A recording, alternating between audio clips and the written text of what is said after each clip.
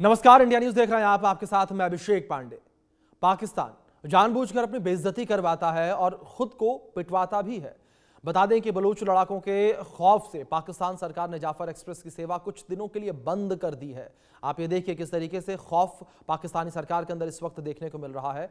और बता दें कि बलूच लड़ाकों के खौफ से पाकिस्तान सरकार के द्वारा यह फैसला लिया गया और इसके लिए सिक्योरिटी टाइट जो है वो भी की गई थी, क्योंकि बलूच लड़ाकों ने धमकी दी। लेकिन उसके बाद दोबारा जाफर एक्सप्रेस का परिचालन शुरू किया गया और फिर वही हुआ जिसका डर था, जहां रिपब्लिकन गार्ड्स ने जोरदार हमला कर दिया। बीआरजी ने हमले की जिम्मेदारी लेते हुए कहा कि इस हमले में कई लोगों की मौत हुई है, जबकि कई लोग घायल भी हुए हैं। बलूचिस्तान के सीबी जिले के नसीराबाद में इस हमले को अंजाम दिया गया। पाकिस्तानी पुलिस के बड़े अधिकारियों के अनुसार रेलवे ट्रैक पर बम तो प्लांट था ही, ट्रेन पर दूर से 4 रॉकेट भी दागे गए। बता दें कि इस साल 2025 में जाफर एक्सप्रेस को लगातार निशाना बनाया गया और छोटे छोटे हमले तो हुए ही, कई बड़े हमले भी हुए। सबसे खतरनाक हमला 11 मार्च को हुआ था, जब 440 यात्रियों को लेकर पेशावर जा रही ट्रेन को अगवा कर लिया गया। और इसी तरह 18 जून को जैकोआबाद में रिमोट से विस्फोट किया गया, जबकि 29 अक्टूबर को नसीराबाद जिले के नौटल इलाके में जाफर एक्सप्रेस पर रॉकेट से हमला हुआ। पाकिस्तानी आर्मी, पुलिस या अन्य सुरक्षाकर्मी बलूच लड़ाकों से खौफ खाते हैं, लेकिन निहत्थे बलूचों और पश्तूनों पर वो अत्याचार करते हैं और ताकत का झूठी धौंस दिखाते हैं। आप रिपोर्ट देखिए। बलूच मारेंगे बारूद, उड़ाएंगे ट्रेन रूट। बीएलए का यलगार पाकिस्तान से आर पार। मुनीर की मौत तय, पूरे पाकिस्तान में भय। आपको याद होगा कि बलूच लड़ाकों के हमले से डरकर पाकिस्तान ने जाफर एक्सप्रेस का परिचालन रद्द कर दिया था। ट्रेन पर बलूच लड़ाकों ने घात लगाकर हमला किया। बलूच राष्ट्रवादी नेता मीर यार बलूच के अनुसार बीआरजी बलूच रिपब्लिकन गार्ड्स ने मीडिया को जारी एक बयान में हमले की जिम्मेदारी लेते हुए कहा कि बलूच रिपब्लिकन गार्ड्स के स्वतंत्रता सेनानियों ने नसीराबाद के रबी इलाके में एक आईईडी लगाया और रिमोट कंट्रोल से विस्फोट करके जाफर एक्सप्रेस को निशाना बनाया। कहा जा रहा है कि इस विस्फोट में कई लोग मारे गए और घायल हो गए, जबकि ट्रैक और ट्रेन को भी भारी नुकसान पहुंचा। दरअसल इस घटना से बलूच लड़ाकों का मुनीर को तमाचा पड़ा है।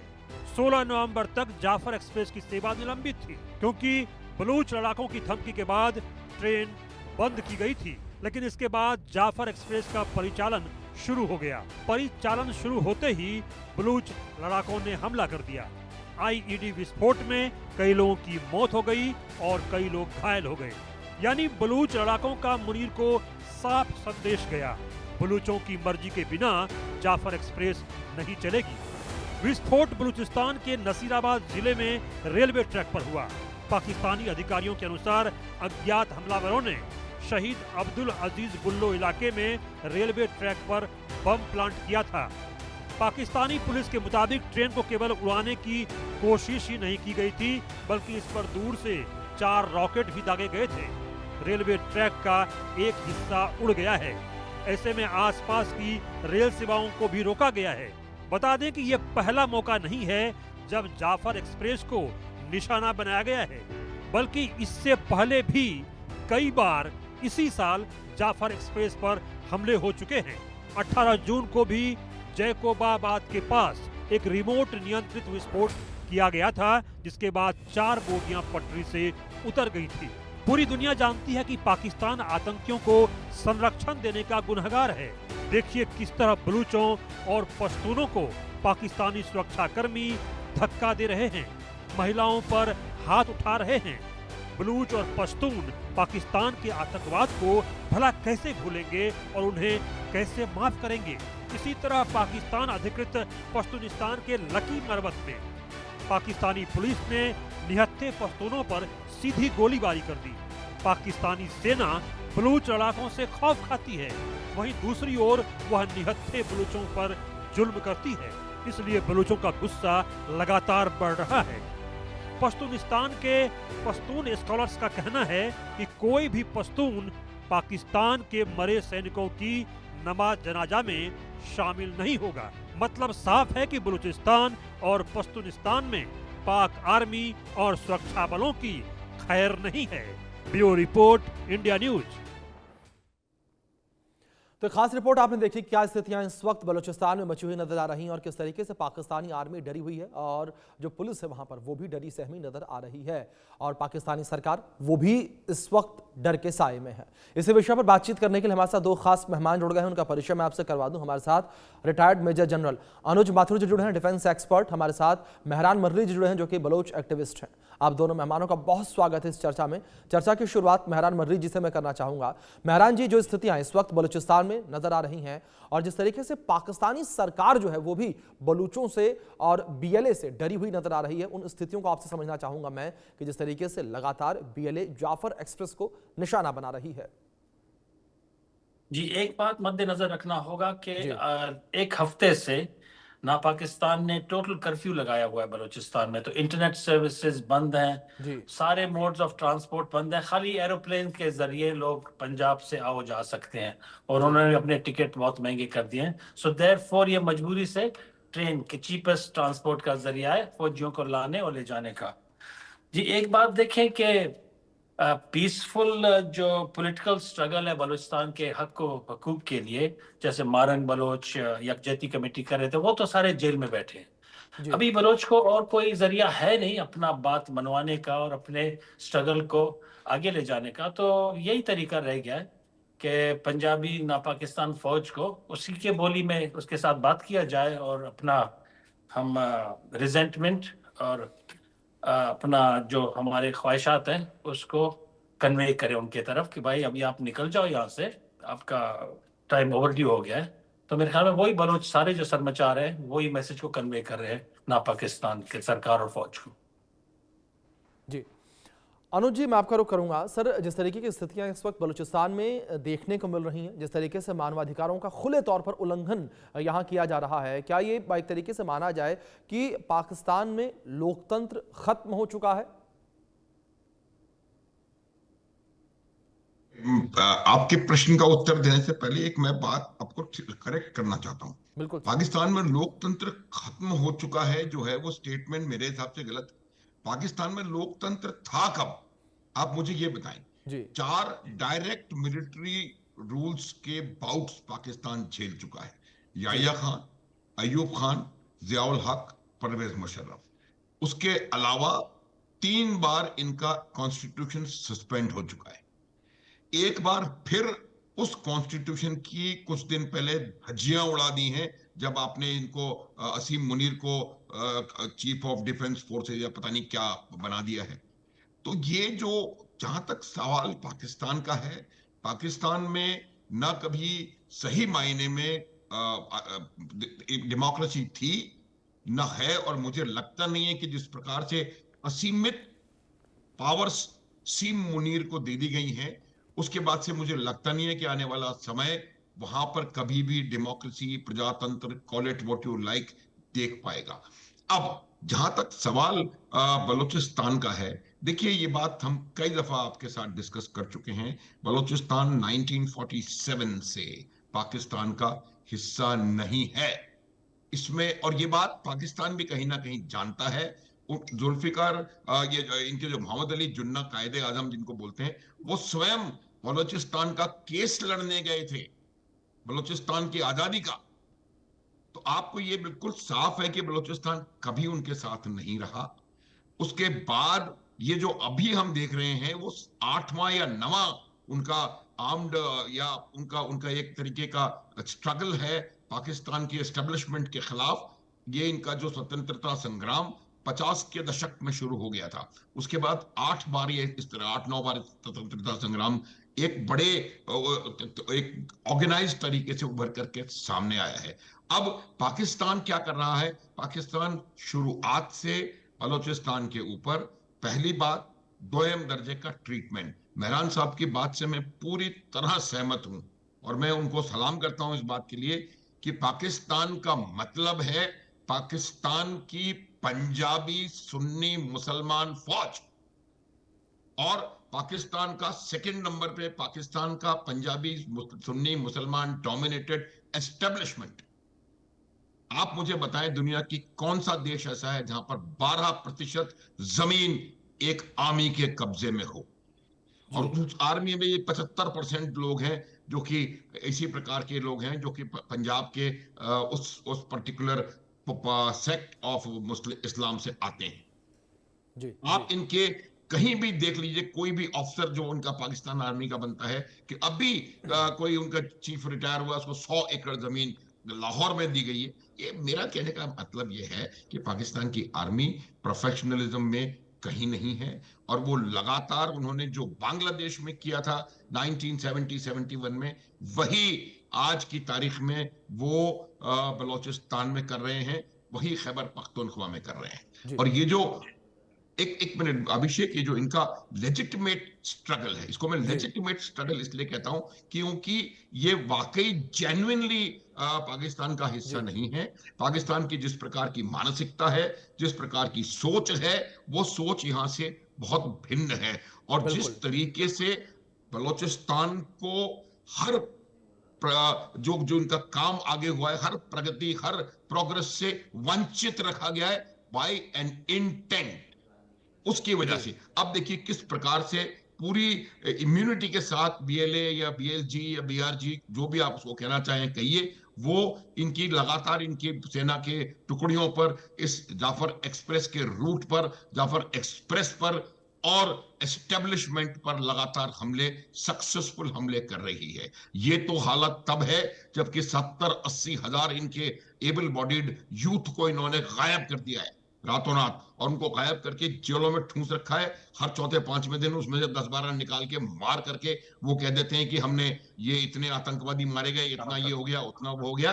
पाकिस्तान की आर्मी की औकात नहीं है कि वो बलोचिस्तान में जाकर के या खैबर पख्तूनख्वा में जाकर के बिल्कुल। और कोई माथुर साहब किसी शायद प्रकार का काम यही कर सके। वजह है कि जो पाकिस्तानी आर्मी है वो डरी सहमी नजर आ रही है, और पाकिस्तानी जो रेंजर्स हैं, जो आर्मी है, वो अपनी चौकियां छोड़कर भाग जाती है जब बीएलए के द्वारा हमले किए जाते हैं। महरान जी, मैं आपका रुख करूंगा। और जिस तरीके से मानवाधिकारों को लेकर हम बात कर रहे थे कि बड़े पैमाने पर मानवाधिकारों का उल्लंघन जो है बलूचिस्तान में किया जा रहा है, क्या अंतर्राष्ट्रीय समुदाय के द्वारा इस चीज को लेकर कोई टिप्पणी देखने को मिली? चाहे एफएटीएफ को लेकर बात करें, यूएन को लेकर बात करें, उसने कुछ टिप्पणी की हो, पाकिस्तान को लेकर कुछ कहा हो? जी देखिए, मैं बिल्कुल मनोज जी के साथ एग्री करता हूँ। सॉरी, मैं थोड़ा डिफरेंट टॉपिक पे जा रहा जी हूँ। डेमोक्रेसी और पाकिस्तान डू नॉट इवन एक ही कमरे में, ये दोनों अल्फाज ही अच्छे नहीं लगते हैं। जी ये एक सैटेलाइट स्टेट है कॉलोनियल पावर्स का। उन्होंने कोई डेमोक्रेसी के लिए मुल्क नहीं बनाया कि मुसलमान खुश रहेंगे या आबाद रहेंगे। उन्होंने अपना सैटेलाइट स्टेट इस रीजन में बनाया कि इंडिया को काउंटर करे, चाइना को काउंटर करे, जिसको भी वो चाहे उनको काउंटर करे। ये इनका लिटिल बुलडॉग है रीजन में। और इसीलिए फौज डे वन से फौज के लिए ये मुल्क बनाए। कहते हैं ना, लोग मुल्कों का फौज होता है, इधर फौज का मुल्क है। That is in the actual sense of the word. उन्होंने एक फौज के लिए मुल्क बनाया, और वही फौज उधर अपर क्लास, सुपर क्लास बोले या एलीट क्लास, उनका वो प्रिविलेज जिंदगी होता है। और हम तो बलोच एक ऑक्यूपाइड टेरिटरी है। जो और पाकिस्तानी हैं जो जायज इस नाजायज मुल्क के जो बाशिंदे हैं, वो भी थर्ड क्लास सिटीजन जैसे रहते हैं। उधर खाली फौजी का बच्चा ही जी प्रॉस्पर करता है और सारे पिस रहे हैं। जी एक बात और देखें, जैसे मनोज जी कह रहे थे कि देखिए वो डिक्टेटर, 4 डिक्टेटर रहे। इसका भी अभी मुल्ला मुनीर का टाइम भी है, वही जहाज जैसे ज़ियाउल-हक जैसा इसका कोई जहाज वाला इंसिडेंट होगा कि ये बहुत ज्यादा एक्सपेंड हो रहा है, अपने जी औकात से ज्यादा एक्सपेंड हो रहा है। आप देख रहे हैं इंडिया के साथ भी पंगा कर रहा है, अफगानिस्तान के साथ भी कर रहा है, बलोचों के साथ तो इसने ओपन डिक्लेयर किया है कि 10 नस्ल भी हम इसको कुछ नहीं कर सकते हैं। सो सबको प्रोवोक कर रहा है, प्रोवोकेशन के लिमिट्स को क्रॉस कर रहा है। तो इसका रिस्पांस इसको मिलेगा, और इसका रिस्पांस हमसे शायद ना मिले, लेकिन और पावर्स भी इस रीजन में हैं। दुनिया में खाली एक अमेरिका नहीं है, बहुत पावरफुल मुल्क और जी भी है, दुनिया बहुत बड़ा जगह है। तो इसके साथ भी ज़ियाउल-हक वाला इंसिडेंट होगा if he doesn't stop this rampage जो जी चल रहा है जिस तरीके से। जी कि बलूचिस्तान के अगर मौजू को देखें, हमारा एक जायज जद्दोजहद आज़ादी का, और जिस स्केल पे बढ़ रहा है वो बहुत नेचुरल है।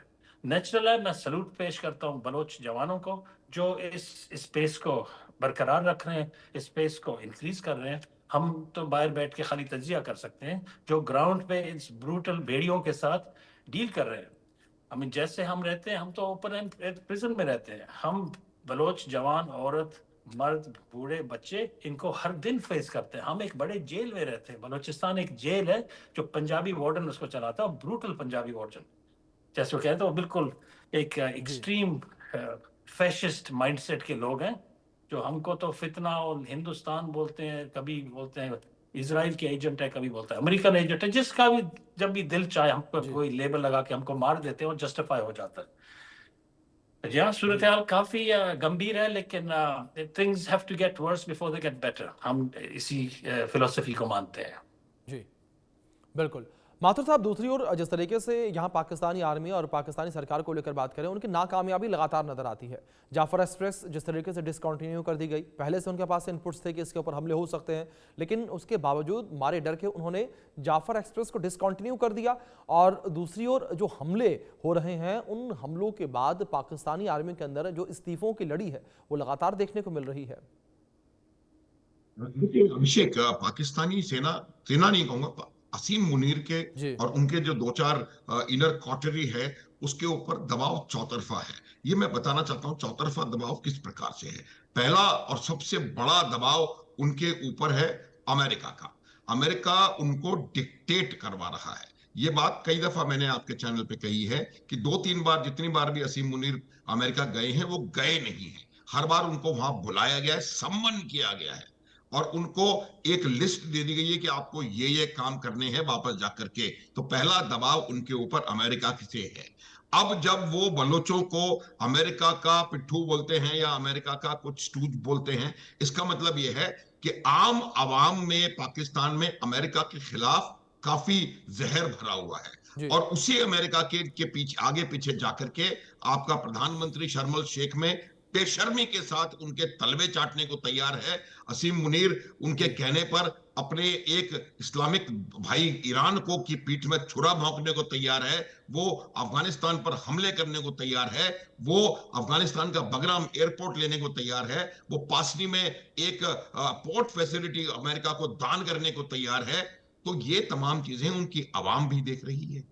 तो दूसरा दबाव उसके ऊपर अपनी आवाम का है और वो चाहती है कि इस प्रकार का। अब आप मुझे बताएं कि पाकिस्तान के ऊपर इतना मेहरबान अमेरिका क्यों है। पाकिस्तान के ऊपर अमेरिका इसलिए मेहरबान है क्योंकि अमेरिका कहीं ना कहीं चाहता है कि अगर गाजा में किसी फोर्सेस की आवश्यकता पड़ी तो उसमें पाकिस्तान का योगदान रहेगा। पाकिस्तान के ये वही लोग हैं, ये जाकर के ढाका में फलिस्तीनियों को मारेंगे, जो कि आज फलिस्तीन कह करके भारत के ऊपर आक्षेप लगाते रहते हैं हमेशा।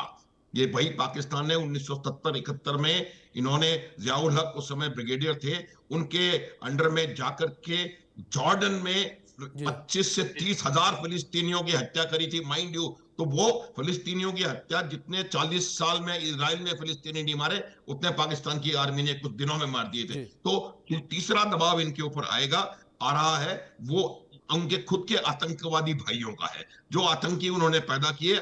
आज वो उसी असीम मुनीर से हिसाब मांग रहे हैं कि भाई हमारा आपने इतना नुकसान करवा दिया ऑपरेशन सिंदूर के दौरान, उसका आपने क्या करके दिया हमको, क्या उसका कॉम्पेंसेशन है। वो दबाव उनके ऊपर लगातार बढ़ता चला जा रहा है। इसीलिए वो हेडक्वार्टर उनका कभी यहां शिफ्ट करते हैं, कभी केपीके में शिफ्ट करते हैं, कभी कुछ करते हैं।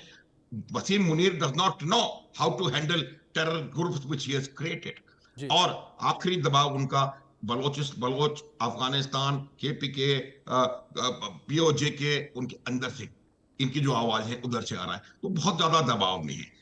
पाकिस्तान की सेना में, माइंड यू अभिषेक, पाकिस्तान की सेना में डिस्कंटलमेंट है। पाकिस्तान की सेना में पाकिस्तान के सेना प्रमुख से डिसएग्रीमेंट है। ये बात इवेंचुअली जाकर के जब वहां पर कोई विद्रोह जैसी परिस्थिति आएगी, तब असीम मुनीर को पता पड़ेगा कि किस तरह से लगातार देश को, आवाम को, सेना को, हर चीज को अपने मकसद के लिए धोखा देते रहना, हर एक बिल्कुल। और शायद माथुर साहब जल्द ही ये स्थिति पाकिस्तान में देखने को भी मिलेगी, क्योंकि जिस तरीके से नया कानून पारित होता हुआ नजर आया कि जो आसिम मुनीर है वो तीनों ही सेनाओं के प्रमुख होंगे। इसको लेकर सेना के अंदर भी काफी ज्यादा नाराजगी है। वायुसेना चीफ वहां के और जो एक सेकंड मेरे को एक लाइन ऐड करने दीजिए प्लीज। ये सिर्फ तीनों सेना के प्रमुख नहीं है, एक जो इनको लीगल इम्यूनिटी दी गई है कि जब तक वो यहाँ पर अपने ऑफिस में है, के खिलाफ कोई केस नहीं हो सकता। बिल्कुल। रिटायरमेंट के बाद भी इनके खिलाफ किसी भी कोर्ट में कोई भी सुनवाई नहीं हो सकती, कोई भी केस नहीं हो सकता। जी। ये जो इम्यूनिटी है, इससे उनको एक बहुत असीमित पावर मुझे लगता है मिल रही है, और जी। वही इनका इनका डिबेकल का बिल्कुल कारण माथुर साहब, बनेगी। जाहिर तौर पर जो पावर उसका मिसयूज किया जा रहा है। मेहरान जी, दूसरी ओर अगर बात यहाँ पर बलूचिस्तान की आज़ादी को लेकर थोड़ी सी की जाए, तो जिस तरीके से बड़े लेवल पर आंदोलन चल रहा है मौजूदा समय में, अगर बलूचिस्तान की आज़ादी को लेकर चल रहे आंदोलन को लेकर करें तो किस तरीके से बलूच इस लड़ाई को लड़ते नजर आ रहे हैं, किस तरीके से इस लड़ाई को आगे लेकर जा रहे हैं, क्योंकि जो पाकिस्तानी सरकार है और पाकिस्तानी सेना है उसके जुल्म लगातार बढ़ते जा रहे हैं आप लोगों के ऊपर। जी, एक बात देखें, ना पाकिस्तान का फौज और मुल्ला मुनीर अपना कबर खुद ही खोद रहा है। अभी 27th अमेंडमेंट के तहत उसने अपने को इम्यूनिटी दिया है और ता हयात ये फील्ड मार्शल रहेगा। पहले तो एक सेंटिमेंट था, सारे इनके ख्वाजा आसिफ लोग बोलते हैं हम हाइब्रिड गवर्नमेंट चला रहे हैं, हाइब्रिड। अभी हाइब्रिड के तो दचियां उड़ गए। अभी तो इन्होंने के सुप्रीम कोर्ट ना आ रहा। अभी तो उनका constitutional courts will decide. Basically Mullah Munir is god in Pakistan, ना पाकिस्तान, सॉरी। तो अभी इनके अंदर भी काफी डिस्ग्रंटलमेंट स्टार्ट हो गए। अदर साइड से देखें, अफगानिस्तान हो, बलोच हो, पश्तून हो, सिंधी हो, ईरान हो, तो पाकिस्तान, ना Pakistan is surrounded by enemies, so it's gonna be bleeding with 1000 cuts from 1000 enemies around it. तो उसका टाइम बिल्कुल पूरा हो चुका है। ये मिलिट्री का बहुत बोलते हैं बहुत ब्लेटेंट जो इन्होंने एक स्टेप लिया है, ये 27th अमेंडमेंट का, ये डेस्परेशन से लिया है, ये आउट ऑफ चॉइस नहीं लिया है। इसके रिपरकशंस मुल्क के अंदर भी होंगे, पीटीआई से होंगे, फौज के अंदर भी होंगे। तो it's a very positive thing, मैं इसको बहुत खुशाइन स्टेप देखता हूँ। जी जी माथुर साहब, दूसरी ओर जिस तरीके से जो आंदोलन इस वक्त आज़ादी का चलता हुआ नजर आ रहा है, क्या इस आंदोलन को देखने के बाद आपको लगता है कि पाकिस्तानी सरकार जो है जल्द ही बलूचों के आगे झुकेगी? देखिए, मैं आपको एक बात बताऊं कि अगर बलूचों के आगे वो झुकेगी, बात झुकने ना झुकने की नहीं है। जो उनकी जायज मांगे हैं उनको आपको मानना पड़ेगा। आप मुझे बताएं कि कब तक आप नाजायज तरीके से किसी एक जगह पर रूल करते चले जाएंगे, उनके ऊपर अत्याचार करते चले जाएंगे। आप अपना स्वयं का इतिहास उठा के देख लीजिए, वो इतिहास देखें अभिषेक, जो कि हमारा और पाकिस्तान का कॉमन इतिहास है। 1947 से पहले तो पाकिस्तान हमारा ही, हम ही थे। कैसे हमने 200 साल अंग्रेजों की गुलामी के साथ, अंग्रेजों के साथ लड़ाई लड़ी है। अंग्रेज जैसी ताकत, जो कि उस समय दुनिया की सबसे बड़ी ताकत थी, लोग बात कहते थे कि सन विल नेवर डाउन और something like that, something set on the British empire. उतनी पावरफुल वो एम्पायर थी, उसको वो भारत में कुछ नहीं कर पाई। तो पाकिस्तान बलूचिस्तान में क्या करेगा? जो इंग्लैंड भारत के लिए था, वही आज पाकिस्तान बलूचिस्तान के लिए है। तो जहां तक सवाल झुकने न झुकने का है, या तो पाकिस्तान को इनके साथ कोई बातचीत करके और इनकी जायज मांगों को मानना पड़ेगा, अन्यथा पाकिस्तान के साथ ये लगातार होता रहेगा। और जैसे अंग्रेज भारत को स्वतंत्रता देने के लिए बाध्य हुआ था, उसी प्रकार से पाकिस्तान बलूचिस्तान को स्वतंत्रता देने के लिए बाध्य होगा। अभिषेक, मार्क माय वर्ड्स। बिल्कुल माथुर साहब, और इसी पल का इंतजार बलूचों को भी है, जिस तरीके से बलूच लगातार अपनी आज़ादी की लड़ाई को आगे लिए चल रहे हैं। फिलहाल माथुर साहब और मेहरान मर्री जी, आप दोनों का बहुत शुक्रिया जुड़ने के लिए, अपना कीमती वक्त इंडिया न्यूज़ को देने के लिए। वक्त एक छोटे से ब्रेक का है, बने रहें इंडिया न्यूज़ के साथ।